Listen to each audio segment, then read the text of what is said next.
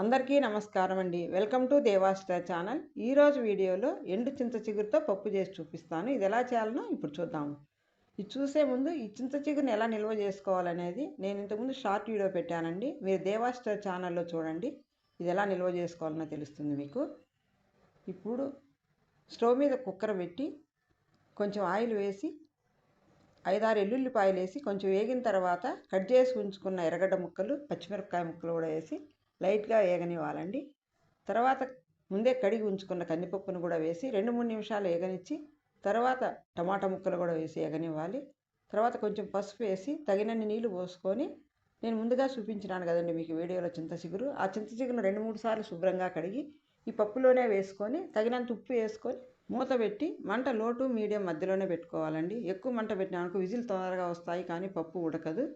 మనం చింత చిగురు వేసినాం కదండి, పులుపు టమోటా వల్ల కొంచెం మంట తక్కువలో పెట్టుకొని నిదానంగా ఉడుకుతుందండి.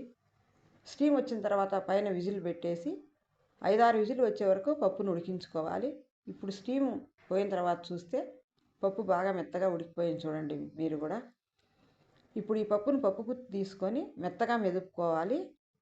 ఈ వీడియోలో చూపించిన విధంగా పప్పును బాగా మెత్తగా మెదుపుకోవాలండి. తర్వాత స్టవ్ మీద ఒక పెనం పెట్టి దీనికి పోపు పెట్టుకున్నామండి.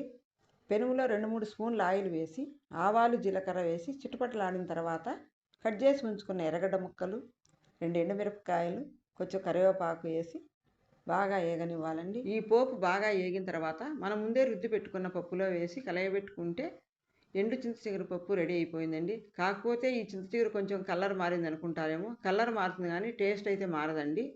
ఎందుకంటే మనం ఫ్రిడ్జ్లో పెట్టుకున్న టేస్ట్ ఉండదండి. ఈ విధంగా బయట స్టోర్ చేసి పెట్టుకుంటే టేస్ట్ అయితే తగ్గదండి, పచ్చి చింత చిగురు లాగానే ఉంటుంది. మీరు కూడా ఒకసారి చేసి చూడండి, ఎంతలో వచ్చిందో మీకే తెలుస్తుంది. మీకు కనుక ఈ వీడియో నచ్చినట్టయితే కామెంట్ చేయండి, లైక్ చేయండి, షేర్ చేయండి, సబ్స్క్రైబ్ చేసుకోండి. Thank you for watching.